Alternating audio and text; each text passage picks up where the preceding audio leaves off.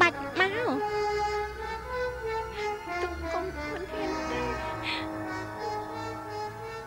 ព្រាមអូនបងឈឺកន្លែងនេះទៀតហើយឡើងមកអូននេះ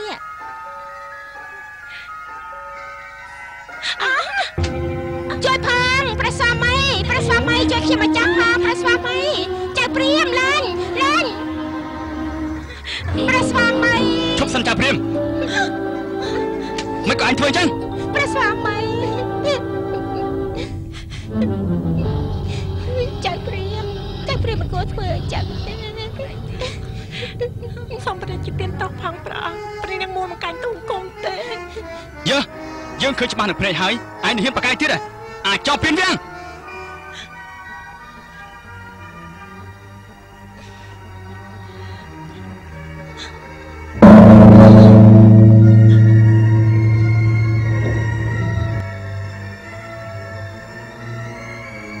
ឆាប់នាំចៅព្រាមទៅកាត់ទោសព្រាមចាងវាងពិនិត្យអង្គកិច្ចការព្រះរាជអាជ្ញាចូលបើកច្បាប់មាត្រាគ្រប់គ្រាន់មានសារស័ព្ទបើច្បាប់គួរព្រៀងអ្នកចុងចោតក្រណត់ថ្លៃពិសេសចៅព្រាមចូលភ្លាមឲ្យលោកសួរសំដីឲ្យគួរកុំក្រែងកោតបង្គំនៅក្មេងខ្ញុំល្ងងឆោតយាយសុនចាប់អោបខ្ញុំពីក្រោយតើមកចាក់សត្រីអង្គអ្នកណាសាក់សីច្បាស់ការមិនបណ្ដោយខ្ញុំម្ចាស់ឃើញព្រាមអោបមែនហើយរួចមកគៀកកាយខ្ញុំជាស្រីឯងអង្គអ្នកណាចៅព្រាមរៈបង្គំតែម្នាក់គ្មានញាតិអ្វីទោសនេះត្រូវស្លាប់គ្មានសាក្សីសូមព្រះនរោបតីទ្រង់ពិចារណាពេជ្ជឃាតចាប់វាដាក់ខ្នោះគ្នាង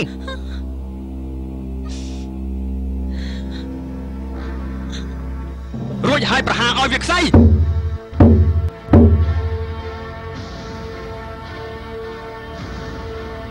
ព្រះរាជសារអ្នកទាំងអស់គ្នាចាំស្ដាប់បងប្អូនមីមីងពុកម៉ែលោកតាលោកយាយទាំងអស់ចាំស្ដាប់ជនល្មើសនេះឈ្មោះចៅព្រាមមានទោសប្រហារជីវិតពីបទពៀនវាំងសូមបងប្អូនទាំងអស់កុំយកតម្រាប់តាមនេះគឺជាគំរូអាក្រក់មួយដូច្នេះបងប្អូនប្រជាជនរាស្ត្រទាំងអស់ត្រូវជៀសឲ្យផុតអាចោះពីវាំងមិនក៏មិនស្រីអាក្រក់ទៅដើរតែទៅដល់លឿនទៅ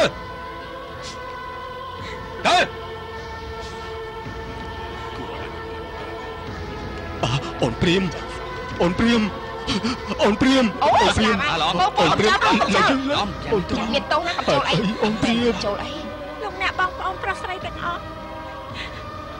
ខ្ញុំជាចៅពៀនវាំងបងប្អូនកុំយកតម្រាប់តាមខ្ញុំមានទោសប្រហារជីវិតព្រាមអូនចូលទៅអីពូខ្ញុំសុំវ៉ាន់ហេតុអីក៏អូនធ្វើបែបនេះឲ្យបងជាអូនជាបកាទៅព្រះលក្ខសិនវង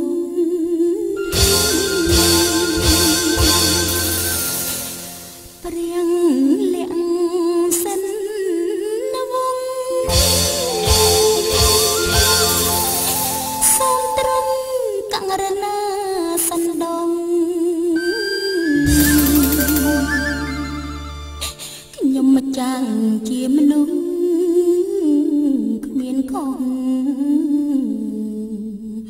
ម្ដេចកាត់ទងប្រហាចោតជាពៀនវាំងម្ដេចកាត់ទងប្រហាចោតជាពៀនវាំងកោតនឹងកំក្រាំងឲ្យប្រាំងប្រែភ្លេចផលបិទទឹកទុំដោយសោកសល់យល់យកជាធំខ្ញុំមិនចាំនឹកស្មានថាបានសុខធំ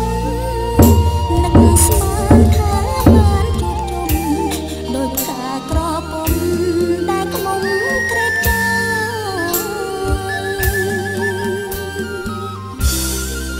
ព្រាមដូចខ្ញុំម្ចាស់ ទ្រាំស្លូតស្លាប់រួនណាស៊ូស្លាប់ទៅកូនយកស្បង់ទៅផងមាយាយីសុននេះជាចំឡងមានតែធម្មជាតិទាំងពួងទើបដឹងស្ដេចបងជាអ្វីនឹងខ្ញុំសែនខ្មាំងណាស់ស្រីរំតាមប្រឹងឆ្លងភ្នំឆ្លងទ្រូងក៏ព្រមតែចិត្តទាំងក្តីទេវតាអិនព្រំយមរាជអវជ័យសូមលោកជួយធ្វើសាស័យនៃក្តី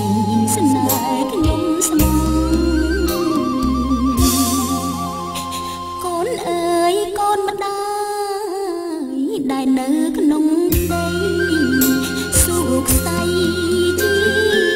មួយគ្មានអ្នកណាជួយឲ្យរួនទុកកូនអូបច្ចេកៀនសំឡំខ្ញុំចង់សូស្លាប់មានទុកក្តីស្មង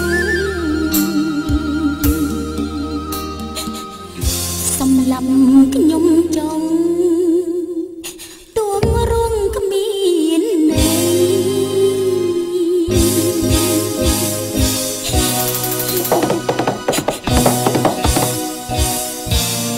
ព្រះស្វាមីខ្ញុំម្ចាស់ខំស្វែងតាមរកព្រះអង្គក៏ព្រោះតែខ្ញុំម្ចាស់ស្រឡាញ់ព្រះអង្គមិនដឹងសោះថាថ្ងៃនេះខ្ញុំម្ចាស់ត្រូវស្លាប់ដោយប្រតិមិនយុត្តិធម៌របស់ព្រះអង្គខ្ញុំម្ចាស់អាសូរតែបុត្រនៅក្នុងផ្ទៃត្រូវស្លាប់ជាមួយនឹងម្ដាយទាំងពុំតាន់ឃើញពន្លឺថ្ងៃព្រះអិនជាម្ចាស់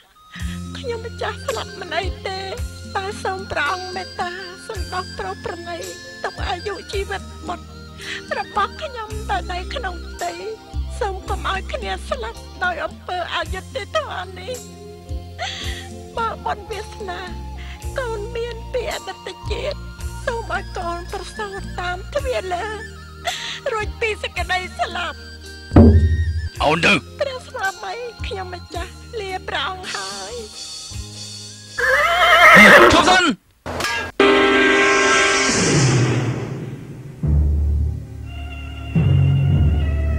បតុមកេសរ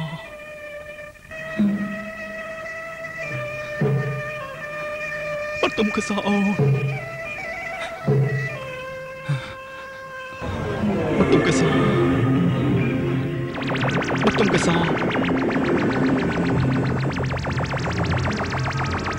បតុមកេសបតុមកេសអូនបតុមកេស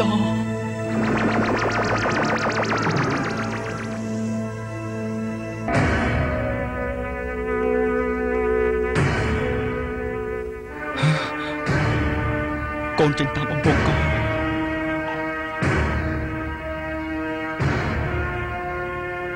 មកបីដាក់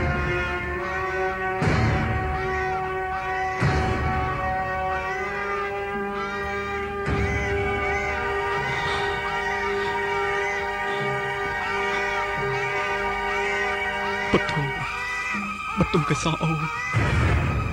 ហេតុអីក៏អូនមិនប្រាប់បងជាអ្នកសម្លាប់អូន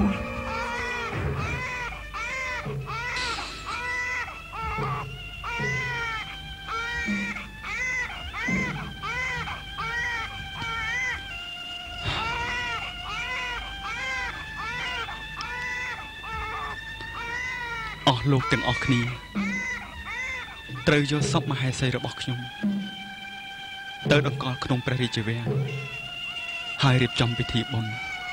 ឲ្យសមជាឋានៈមហេសីរបស់ខ្ញុំ